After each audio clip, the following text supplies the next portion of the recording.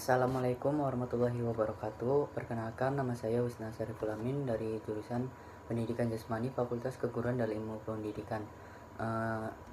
Pada kesempatan kali ini saya akan memaparkan materi tentang kerangka dasar kurikulum 2013, mata kuliah telah kurikulum penjas. Langsung saja kita ke materi yang pertama, yaitu hakikat kurikulum 2013. Apa sih yang dimaksud dengan hakikat kurikulum 2013? Jadi inti dari kurikulum 2013 adalah ada pada umumnya penyederhanaan dan tematik integratif. Kurikulum 2013 disiapkan untuk mencetak generasi yang siap di dalam menghadapi masa depan.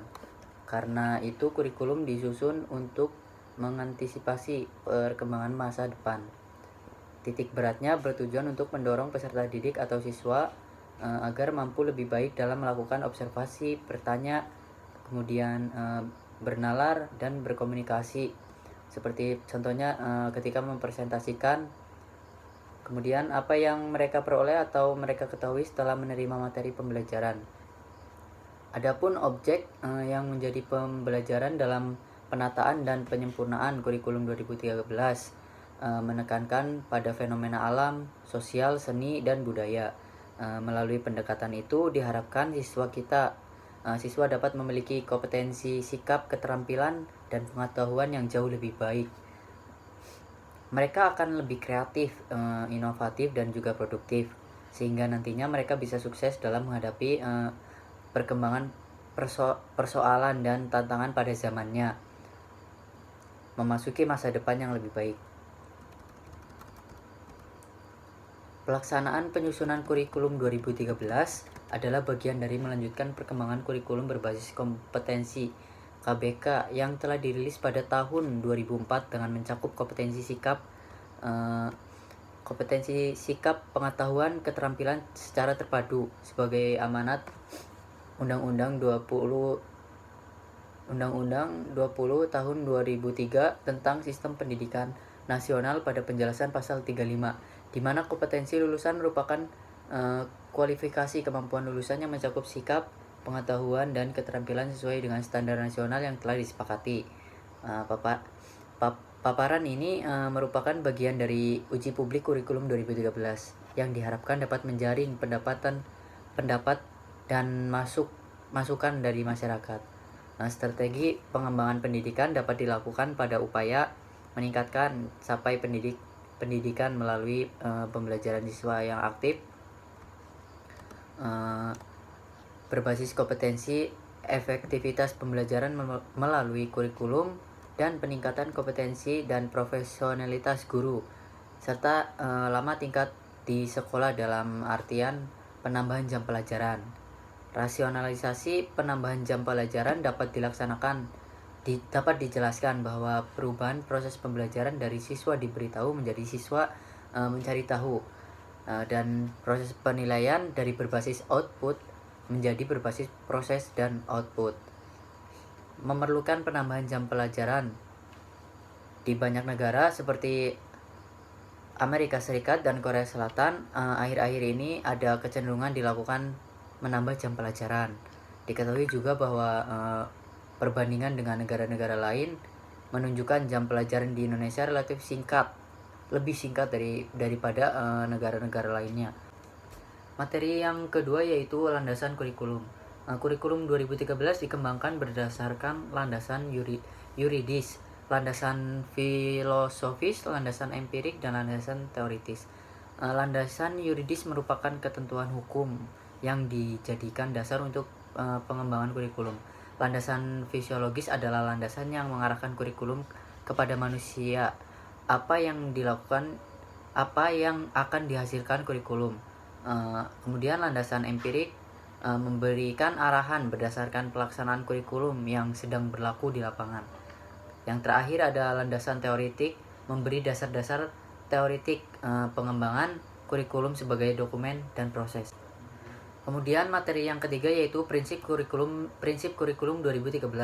Agar kurikulum 2013 dapat berjalan dengan baik, maka semua unsur yang terlibat dalam dalam dunia pendidikan harus menaati prinsip kurikulum 2013. Prinsip inilah yang membedakan kurikulum 2013 dengan kurikulum lainnya. Prinsip kurikulum 2013 merupakan jawaban perubahan paradigma global. Ada 14 prinsip kurikulum 2013. Ke-14 prinsip yang dimaksud adalah 1. Peserta didik difasilitasi untuk mencari tahu. Yang kedua, peserta didik belajar dari berbagai sumber. Kemudian yang ketiga, menggunakan pendekatan ilmiah. Yang keempat, berbasis kompetensi. Yang kelima, terpadu. Yang keenam, menekankan pada jawaban divergen dan yang memiliki kebenaran multidimensi. Yang ketujuh, berbasis keterampilan aplikatif. Yang kedelapan, peningkatan keseimbangan, kesinambungan, dan keterkaitan antara hard skill dan soft skill. Yang kesembilan, mengutamakan pembudayaan dan pemberdayaan peserta didik sebagai pembelajar sepanjang hayat. Yang kesepuluh, menerapkan nilai-nilai dengan memberi keteladanan. Ingarso. Yang ke-10, menerapkan nilai-nilai dengan memberikan keteladanan, membangun kemauan, dan mengembangkan kreativitas peserta didik dalam proses pembelajaran. Yang ke-11 yaitu berlangsung di rumah, di sekolah, dan di masyarakat. Yang ke-12, pemanfaatan teknologi informasi dan komunikasi untuk meningkatkan efisien dan efektivitas pembelajaran. Yang ke-13, pengakuan atas perbedaan individu dan latar belakang budaya peserta didik.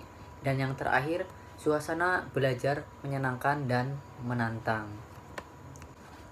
Materi yang selanjutnya yaitu struktur kurikulum.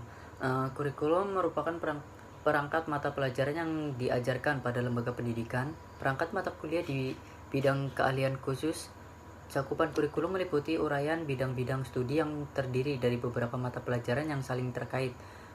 Kurikulum juga merupakan jendela dan pintu untuk melihat sejumlah mata pelajaran dan kegiatan-kegiatan belajar mengajar pada lembaga pendidikan kurikulum. Bukan mata pelajaran dapat berubah-ubah sesuai dengan perkembangan zaman. Konteks serta sikon tertentu secara khusus di Nusantara tentang usia kurikulum itu antara 10 tahun ya kurang lebihnya. Setelah itu para pemangku dan otoritas pendidikan melakukan update, revisi, perubahan kurikulum termasuk di dalamnya visi dan misinya.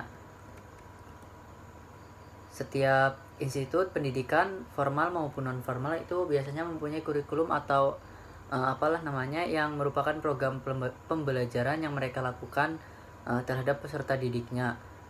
Sama halnya dengan institut pendidikan dasar sampai yang tinggi di Indonesia ada kurikulum dan dilengkapi dengan perangkat-perangkatnya. Jadi di Indonesia untuk tahun ajaran baru 2013 atau 2014 akan diberlakukan kurikulum baru. Dan yang terakhir materi tentang standar nasional pendidikan. Jadi pendidikan harus memiliki kualifikasi akademik dan kompetensi yang sebagai agen pembelajaran, sehat jasmani dan rohani, serta memiliki kemampuan untuk mewujudkan tujuan pendidikan nasional. Kualifikasi akademik yang dimaksud atas adalah tingkat pendidikan minimal yang harus dipenuhi oleh seorang peserta didik.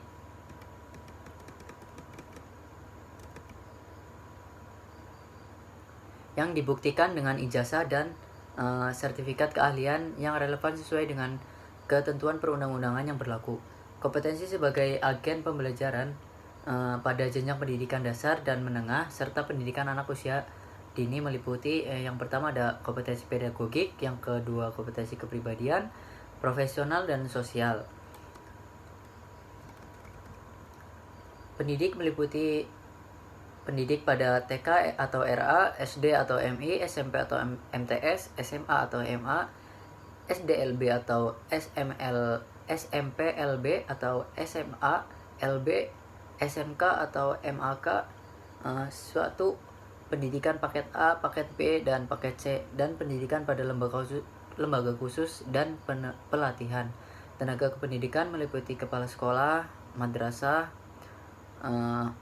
pengawas satuan pendidik, tenaga administrasi, tenaga perpustakaan, tenaga laboratorium, teknis, pengelolaan kelompok belajar, pamong belajar, dan tenaga kebersihan. Mungkin itu saja yang dapat saya sampaikan, kurang lebihnya mohon maaf. Assalamualaikum warahmatullahi wabarakatuh.